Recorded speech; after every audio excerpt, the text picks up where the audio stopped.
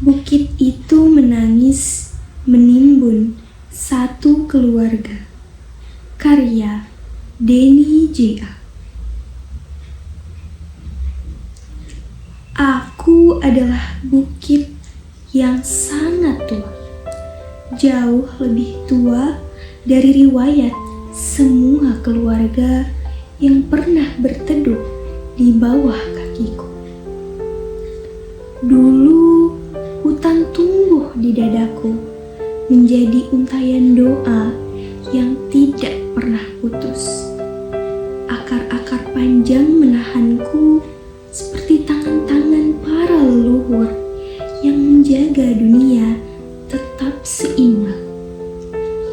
Warga desa memetik sedikit, menebang satu pohon, lalu dua pohon untuk kayu dapur, untuk membangun rumah kecil, untuk menghangatkan malam mereka. Aku tidak pernah marah. Aku tahu mereka menebang dengan hormat, seperti anak meminta kepada ibunya dengan suara pelan. Mereka memotong, tapi juga menanam. Mereka mengambil, tapi juga merawat. Aku tetap merasa dicintai. Tapi mereka berbeda. Gergaji tak lagi diayunkan oleh tangan desa. Mesin-mesin besar, entah datang dari mana. Suara logamnya dingin, tanpa nurani. Perusahaan-perusahaan itu naik ke punggungku menjadi pasukan yang lapar, menggunduli rambut hijauku, menelanjangiku sampai ke tulang. Setiap pohon yang tumbang menjadi angka dalam laporan laba, menjadi jembatan menuju rekening mereka, bukan menuju kehidupan. Akar-akar panjangku dicabut, bukan oleh orang yang merawatku, melainkan oleh mereka yang bahkan tak tahu nama desaku. Para pekerja berseragam mengiris tubuhku seperti mengiris kue ulang tahun. Namun tanpa doa, tak ada permisi, tak ada terima kasih. Mereka datang untuk menumpuk uang, bukan untuk menumbuhkan hutan. Dan ketika setengah tubuhku botak dan kerontang, mereka pergi, meninggalkan aku berdiri sendirian di hadapan badai yang semakin ganas.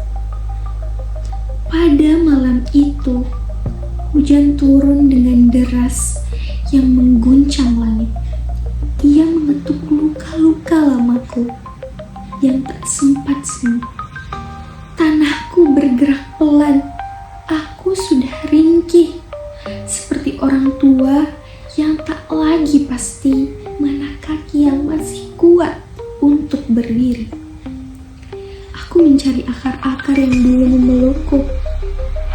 Tak ada. Aku mencari pohon-pohon yang dulu menahan bahuku. Tak ada.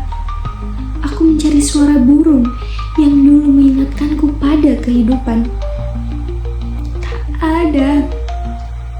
Yang tersisa hanya ruang kosong, luka industri yang baunya membuat bumi sendiri gamang. Tubuhku pun menyerah, patah, runtuh, pecah. Bukan karena aku ingin, tapi karena aku tak sanggup lagi. Di bawah tubuhku, sebuah mobil putih kecil berhenti, hanya untuk istirahat. Di dalamnya ada keluarga, sedang menutup hari panjang dengan tawa kecil yang lembut. Gadis itu sempat memungut daun berbentuk hati dari pohon terakhir yang masih tersisa. Aku melihatnya, aku merasakan kehangatan kecil kecil itu seperti kenangan yang hampir punah. Aku ingin melindungi mereka. Seperti dulu aku melindungi desa-desa kecil yang tumbuh bersama akar-akar hatiku. Tapi ketika tubuhku mulai bergeser, aku tak lagi punya penyangga. Tanah kehilangan kesabarannya, gravitasi menarik air mataku.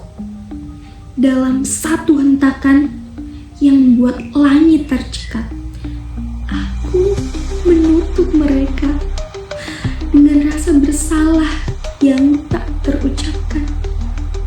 6 nama kembali sunyi, dan aku, bukit tua yang dahulu ramah, menjadi kuburan tanpa sengaja. Ketika aku runtuh, kampung-kampung kecil itu hancur. Sungai meluap, membawa amarah yang lama disembunyikan. Jembatan patah karena janji yang tak pernah ditepati. Rumah-rumah terbalik menjadi hidup yang dikocok oleh tangan raksasa. Orang-orang berkata, hujan terlalu deras, tanah tak kuat, ini musibah. Tidak, ini bukan musibah, ini cermin raksasa.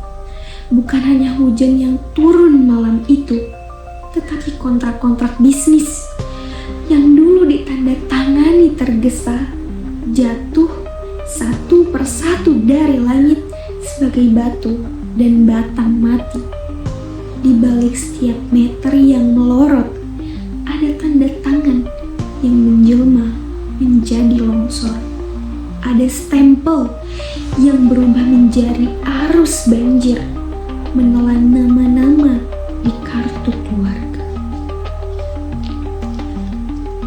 Kini aku terbaring, separuh hilang, separuh menjadi kubur. Namun yang paling hilang bukan lahanku, melainkan keyakinanku bahwa manusia mampu membedakan kebutuhan dari keserakahan. Warga desa menebangku dengan cinta, dengan hormat, dengan seimbang. Aku sanggup sembuh, tapi perusahaan menebangku dengan ambisi, dengan ketamakan, dengan gelap mata. Aku tidak pernah bisa pulih. Di kota jauh, di ruang rapat ber-AC, di sebuah perusahaan metropolitan, angka-angka laba tumbuh di layar seperti hutan palsu. Grafik keuangan naik itu sesungguhnya peta jenazah. Tiap garis hijau adalah nisan yang disamarkan. Di dalam rekening mereka ada lumpur di antara digit. Ada nafas terakhir yang dipadatkan menjadi bonus akhir tahun. Belajarlah bahwa pohon bukan hanya kayu. Ia saudaramu sendiri, tulang dunia. Bahwa hutan bukan lahan kosong. Ia keluargamu sendiri, jantung yang berdetak untuk semua makhluk. Jika manusia tidak belajar, peta dunia pelan-pelan akan berubah warna. Hijau menjadi daftar duka, coklat menjadi arsip jenazah yang tak sempat dimakamkan. Di langit, awan akan menyalin diri menjadi fotokopi surat protes yang tak pernah kalian baca. Turun sebagai hujan yang menghapus alamat rumah dari setiap kartu keluarga. Dan bumi yang selama ini diam akan semakin marah